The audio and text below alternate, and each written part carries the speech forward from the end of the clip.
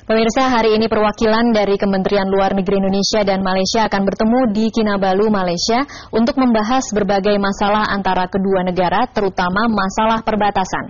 Untuk mengetahui lebih jauh tentang agenda pertemuan Indonesia dan Malaysia di Kinabalu hari ini, kita bergabung dengan Desi Fitriani langsung dari Kinabalu. Desi, apa yang dibicarakan dalam pembukaan pertemuan bilateral Indonesia dan Malaysia hari ini?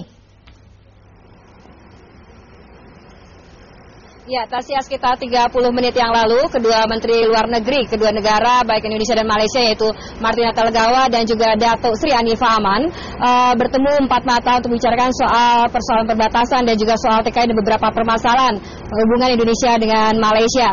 Dan pertemuan tadi direncanakan pukul 3, tetapi baru dimulai sekitar pukul 3:13 menit, di mana Menteri Luar Negeri Malaysia, Datuk Hanifah Aman, memasuki ruang pertemuan.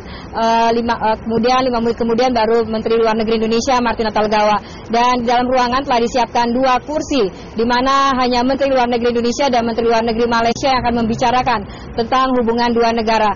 Dan setelah perundingan kedua menteri nantinya akan dilanjutkan dengan sidang pleno dari perwakilan kedua negara, di mana Indonesia diwakili oleh dari Kementerian Luar Negeri dan Kementerian Pertahanan serta beberapa institusi lainnya, sementara dari Malaysia juga diwakili oleh Kementerian Luar Negerinya saja. Dan yang cukup menarik bahwa pertemuan ke-16 mengenai perbatasan negara kali ini yang seharusnya Indonesia menjadi tuan rumah, tetapi dipercepat atas permintaan pemerintah Indonesia, akhirnya dilaksanakan di kota Kinabalu, Sabah, Malaysia.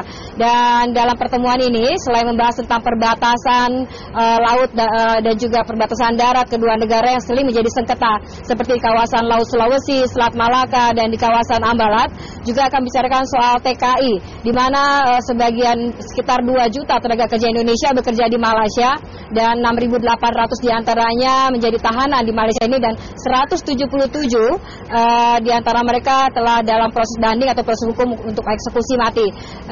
Selain itu juga dibicarakan tentang tenaga kerja Indonesia yang di mana anak-anak mereka tidak bisa lagi mengenyam pendidikan, akan dibahas karena sebagian besar bekerja sebagai buruh kelapa sawit dan juga bekerja sebagai buruh bangunan, tinggal di pedalaman sehingga kesulitan untuk mendapatkan pendidikan bagi anak-anak mereka.